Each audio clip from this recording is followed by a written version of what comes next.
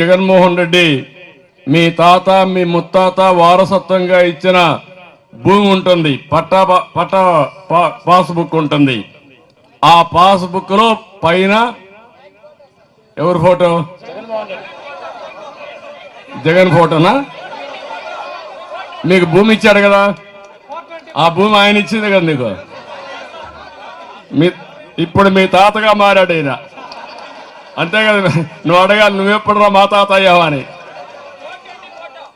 కాదు. రెండోది, మీ చుట్టుపక్కల మీ భూమి ఉంటే సర్వే చేపించి సర్వే రాళ్ళు వేశాడు. చూసారా దాంట్లో ఏమున్నాయి?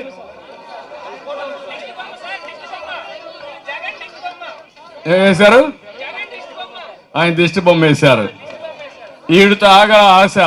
రేపేం చేయబోతున్నా అంటే, మీ ఆస్తి ఎవరు ఇప్పుడు కస్టోడి అంటే విలేజ్ లో రెవెన్యూ ఆఫీసర్ ఉంటాడు, మండలంలో ఎంఆర్ఓ ఉంటాడు. రేపు ఆయన కొంతమంది నామినేట్ చేస్తాడంట. నామినేట్ చేసి వాళ్ళు లెక్కలు రాస్తారంట.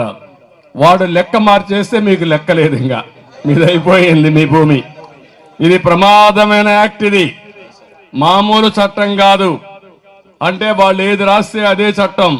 ఒకప్పుడు బ్రిటిష్ వాళ్ళు ఉండేవాళ్ళు, వాళ్ళు చాలా పర్ఫెక్ట్ గా రికార్డులు మెయింటైన్ చేశారు. జమాబందీ పెట్టేవాళ్ళు. మీకు చాలా మంది కుర్రోళ్ళకి తెలియదు, ఇప్పుడు ఉండేవాళ్ళకి. మేము చిన్నప్పుడు చూసాం, పెద్దవాళ్ళకి ఐడియా ఉంటుంది. అప్పుడు జమాబందీ పెట్టి సంవత్సరం ఒక్క రోజున మన ఊర్లో కరణం మున్సిప్ ఉండేవాళ్ళు. వాళ్ళ లెక్కలన్నీ రాసి ఆడిట్ చేపించి ఎంఆర్ఓ స్టాంప్ వేసి ఈ భూమి నీదేనని శిస్తు కట్టించుకునేవాళ్ళు. అది ఆ రోజు పద్ధతి. తర్వాత ఎన్టీ రామారావు గారు వచ్చారు. దేవుడిచ్చిన భూమి నువ్విచ్చావా అని బ్రిటిష్ వాళ్ళు మీరు ఇవ్వలేదు, ఇది నాది, మా తాత మా ముత్తాతల తన వచ్చింది కాబట్టి నా భూమికి శిస్తు కట్టను అని భూమి శిస్తు రద్దు చేసిన మహాయుగ పురుషుడు నందమూరి తారక రామారావు గారు.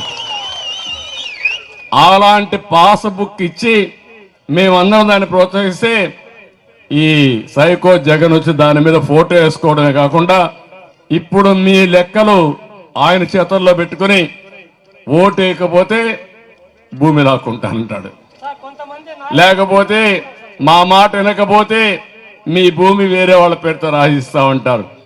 ఊర్లో కూడా తప్పుడు విధానాలు చేస్తారు. భవిష్యత్తులో మీరు ఒకటే గుర్తుపెట్టుకోండి, మీ ఆస్తి కూడా మీది కాకుండా చేసే కుట్రలు కుతంత్రాలు జరుగుతున్నాయి. దీనికి ఒకటే మార్గం. ఏంటి ఆ మార్గం? ఏంటి మార్గం? అదొకటే. కనకదాస్ సాక్షిగా మీరు ఆలోచించుకొని మీ భవిష్యత్తు కోసం, మీ పిల్లల భవిష్యత్తు కోసం ఆలోచించండి. భయపడితే బానిసలైపోతాం. తిరుగుబాటు చేస్తే విజయం మందే, ఏం అనుమానం అవసరంలా. అందుకే నేను కోరుతున్నా, వెనుకబడిన వర్గాల పార్టీ తెలుగుదేశం పార్టీ, అందుకే నిన్న రిలీజ్ చేశాం జై హో బీసీ. అందులో ప్రధాన పాత్ర కొరబ ఉంటుందని మరొకసారి మీ అందరికీ హామీ ఇస్తున్నా. నిధులు పెడతాం, ప్రత్యేక బడ్జెట్ తీసుకొస్తాం, ప్రత్యేక ఫోకస్ పెడతాం.